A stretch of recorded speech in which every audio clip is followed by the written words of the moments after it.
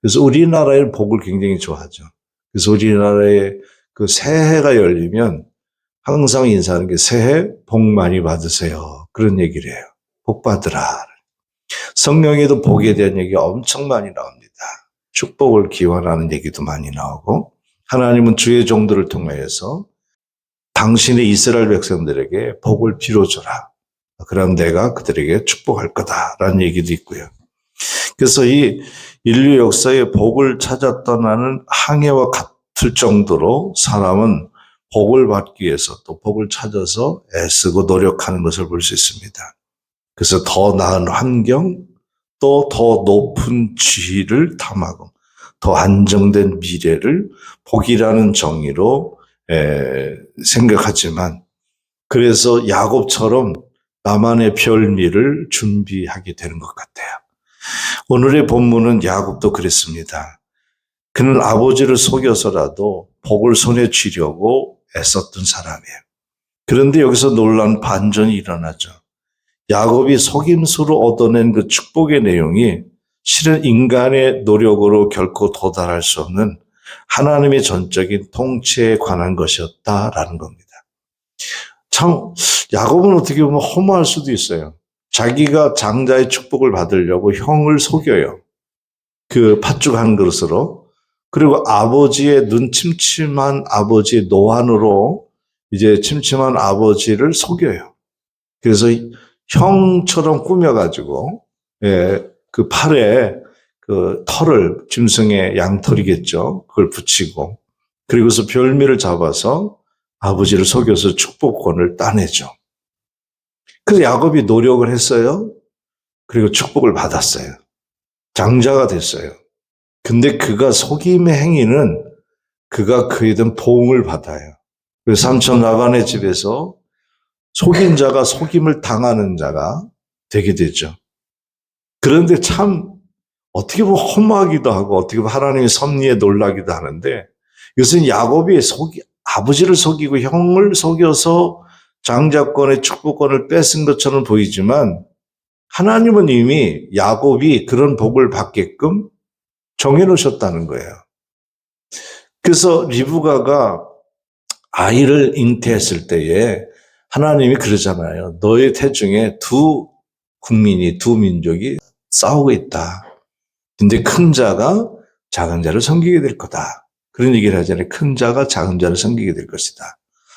결국 에서가 형인데 야곱이 동생이 장자권이 돼요. 저는 그래요. 이스라엘에 지금 전쟁이 일어나요. 중동의 전쟁이 일어나는데 이란과도 일어나고 하메이하고도 일어나고 계속 이스라엘은 싸움이 일어나는데, 성경에 하나님이 이미 그 싸움의 결론을 정해놓으셨어요. 성경에. 뭐라 그래요? 큰 자가 작은 자를 섬기게 될 거다. 두 민족이 싸우는데 큰 자가 큰 민족이 작은 민족을 섬기게 될 것이다. 이스라엘은 승리하는 민족이 된다라는 걸 하나님께서 이미 예언해 놓은 말씀이었죠. 그렇게 볼 때 야곱은 이렇게 속이지 않아도, 그리고 그렇게 애쓰지 않아도 하나님의 축복의 길을 걸어갈 수 있었는데, 그는 자기의 수단과 방법으로 하나님의 섭리와 축복의 통로를 자기가 만들어내려고 애쓰고 노력했을 때에 그는 오랜 세월 동안 참 힘들고 또 속임을 당하는 그런 일을 경험하게 되죠. 오늘 우리는 이삭의 축복 속에 담긴 이 세 가지 차원의 복을, 이삭이 축복을 해주는데, 에서를 축복해 주려고 했는데 결국 결론은 뭐예요? 야곱을 축복해 주죠. 야곱을 축복하는데 축복하는 과정과 또 뭐를 축복했는지, 그거를 우리가 오늘 좀 살펴보면서 우리도 이러한 축복을 받는 사람이 돼야 되겠다라는 시간을 갖도록 하겠습니다. 첫째는 여호와께서 복 주신 향취였다는 얘기입니다. 27절을 한번 볼까요? 읽어봅니다. 그가 가까이 가서 그에게 입맞추니 아버지가 그의 옷에 향취를 맡고 그에게 축복하여 이르되, 내 아들의 향취는 여호와께서 복 주신 밭의 향취로다. 아버지가 아들에게 축복을 해줄 기도를 하는데, 그 아버지가 이렇게 얘기를 해요. 이삭이 아들에게 축복하면서 내 아들이 축복을 받게 된 것은 여호와께서 복 주시기 위한 향치다라고 얘기를 해요. 그러니까 이 아버지가 이삭이 야곱에게 축복을 빌어준 것은 뭐를 근거로 했느냐. 그 근거가 바로 뭐예요? 여호와께서 복 주신 향치를 받고 해줬다. 그렇게 얘기를 해요. 그러니까 축복이 결국은 뭐예요? 여호와 하나님을 통해서 만들어지는, 그리고 이 나오는 그러한 루트가 형성되어 있다라는 얘기를 한 거죠. 이삭은 야곱의 옷에서 풍기는 향치를 맡고 이렇게 말했다는 거죠. 내 아들의 향치는, 내가 아들에게 축복을 해주는데 아들에게서 나오는 이 향수가, 향치가 여호와께서 복 주신 밭의 향치구나라고 얘기했다는 거예요. 흥미로운 점은 이 향치는 사실은 야곱 자신의 냄새가 아니었다라는 거죠. 결국 야곱이 축복을 받았는데 아버지가 향치를 맡고 축복을 해줬는데 야곱의 몸에서 나는 향치는 야곱의 향치가 아니었다는 거예요. 그것은 형 에서의 옷에서 난 냄새였고 이삭은 그 냄새를 통해 축복을 선언합니다. 그래서 몇 중요한 복음적 상징이 담겨져 있는데 세상은 죄악의 악취로 가득 차죠. 하지만 하나님께서는 당신의 백성에게 풍기는 특별한 향기를 찾으신다는 거예요. 이 향기는 도덕적 수양, 내가 도덕을 쌓고 노력하고 착한 일을, 선한 일을 해서 나타나는 그런 인격적인 성품의 향치가 아니라 하나님의 은혜 안에 머무는 자에게 배어나오는 생명의 냄새였다라는 거죠.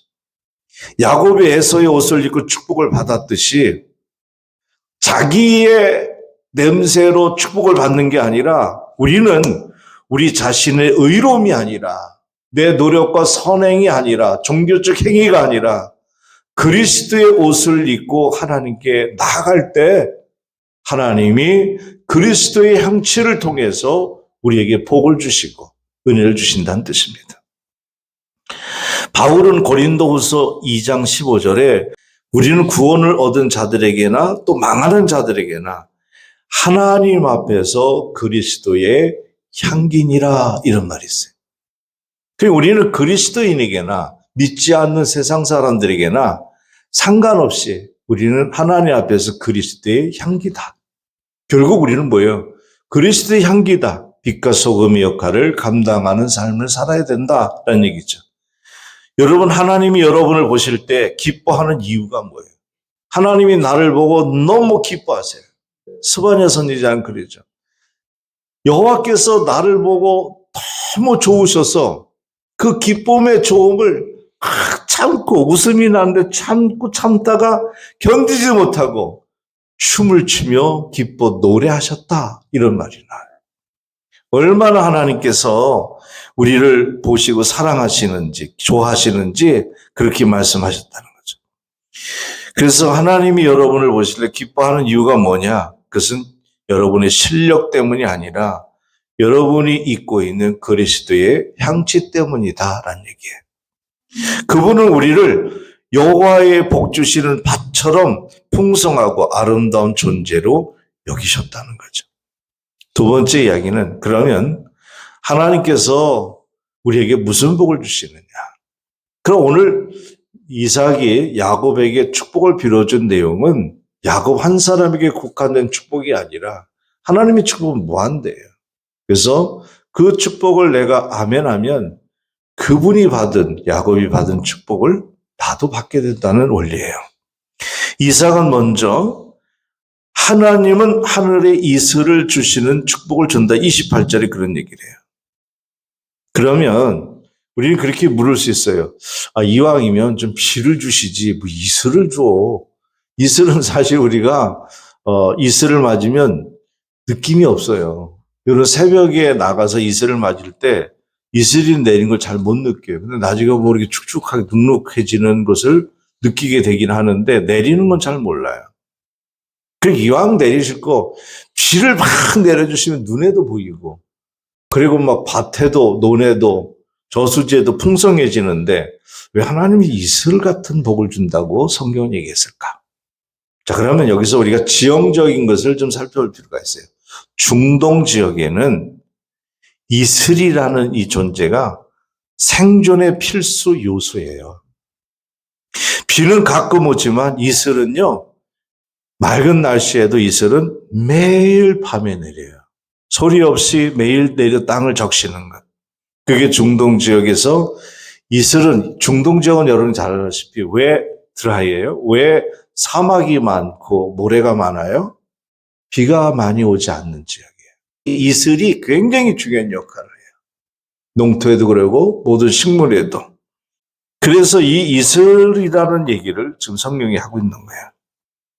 이 이슬 같은 그 축복은 두 가지 신령한 복의 특징이 있는데, 첫째는 이슬 위로부터 오는 선물이라는 거죠. 이슬은 인간이 인공적으로 만들어낸 게 아니에요.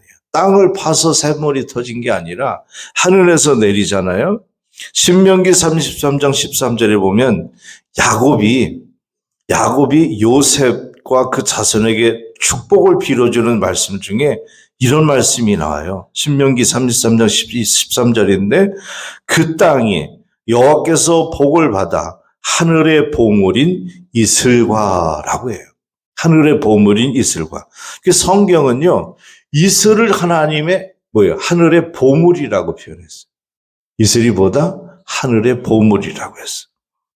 하늘부터 내려오는 복이란 인간의 노력으로 얻어지는 것이 아니라 오직 하나님의 은혜로 되어지는 신령한 복, 영원한 복이라는 뜻입니다. 그리고 두 번째는 보이지 않는 실체예요. 이슬은 내릴 때 소리가 나지 않습니다. 성령의 역사도 이와 마찬가지. 예수님께서 요한복음 3장 8절에 보면 바람이 임의로 불되 어디서 오며 어디로 가는지 알지 못하나 성령으로 난 사람은 다 아느니라. 이런 말이 있어요.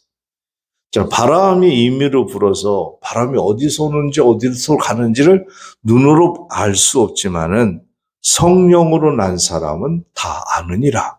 예수님이 그런 얘기를 하세요. 이것이 뭡니까? 우리 눈에 보이는 화려한 기적만이 복이라고 생각하지만 진정한 복은 매일 아침 우리의 영혼을 적시는 하나님의 변함없으신 은혜, 즉 하늘에서 내려오는 자, 누구예요? 예수 그리스도를 통해 공급받는 신령한 평안함, 안식, 이것이 이슬 같은 복이다라고 얘기한 거예요. 마지막으로 세 번째 이야기는 하나님께서 땅에 기름진 복을 주신다고 이렇게 얘기했습니다. 하나님은 영적인 복만 말씀하지 않고 이어서 땅의 기름짐과 풍성한 곡식과 포도주를 약속했다고 28절에 또 계속 이야기하고 있어요. 자, 그러면 이것을 입체적인 복이라고 저는 첫 번째 얘기하고 싶은데, 요한복음 3장 1절 2절에 보면 영혼이 잘된과 같이 범사가 잘 되기를 원합니다 라는 그런 말씀이 있어요. 하지만 여기서 주의할 점은 땅의 기름짐은 나 혼자 잘 먹고 잘 살라는 어떤 번영신학과 같은 것이 아니에요. 하나님이 우리에게 복을 줄 때는요, 그 복을 나누라고 준 거예요. 베풀라고 준 거예요. 섬기라고 주는 거예요. 그래서 여러분, 물질의 축복을 받는 사람들의 특징이 뭔지 아세요? 복을 잘 받는 사람, 물질의 복을 받는 사람의 특징은 내보내는 걸 잘해요. 시골에서 우리가 자랄 때에 우물 있잖아요. 샘물에서 계속 맑고 깨끗한 시원한 물을 먹으려면 계속 퍼내야 돼요. 계속 퍼서 공급해야 돼요. 그것을 식구들도 먹고 씻기도 하고 밥도 짓고 음식도 만드는 데 쓰기도 하고 또 때로는 밭에 물을 내보내기도 하고. 그 동네 샘에 옛날에 시골에 가면 동네 우물 샘물이 하나 있었어요. 그걸 가지고 동네 마을 사람들이 다 그 우물을 공동으로 길러 먹어요. 그 샘물에 들여박이 있고요. 그러니까 저녁 때 되면 아낙네들이 물동이를 들고 그 물을 길러가지고 집에 가져가는 거예요. 집마다 물이 없었으니까. 그런 시대가 있었어요. 제가 어렸을 때 살았던 동네에도 처음에는 그 우물에서 다 물을 길러다가 물찌개로 기르기도 하고 어떤 분은 물 항아리 이렇게 들고 아낙네들이 참 기술도 좋아요. 그냥 항상 했던 일이기 때문에 잘하겠지만은 그렇게 했단 말이에요. 그래서 땅에 기름진 복의 축복을 잘 받는 사람의 특징은 자꾸 내보내는 거예요. 그래서 식사 대접 잘하는 사람은요, 굶고 사는 일이 없어요. 남에게 밥 잘 사세요, 여러분. 선교를 많이 하세요. 선교하면 내 자식이, 내 직장이, 사업이 복을 받아요. 인색함을 하지 말고, 억지로 하지 말고, 즐거운 마음으로 하라고 그랬어요. 그래서 여러분, 구제하고 선교하고 베풀고 나누고 섬기는 일을 잘하는 사람은 하나님 왜 복을 주냐면 어차피 이 땅의 모든 물질의 복은 하나님 거야. 하나님 건데 하나님이 누구에게 주느냐? 잘 쓰는 사람에게 주는 거야. 잘 쓰지 않는 사람은 하나님 복을 안 주세요. 여러분 정말 이 땅에서 복 받으려면 잘 섬기세요. 잘 도와주는 일도 많이 하고.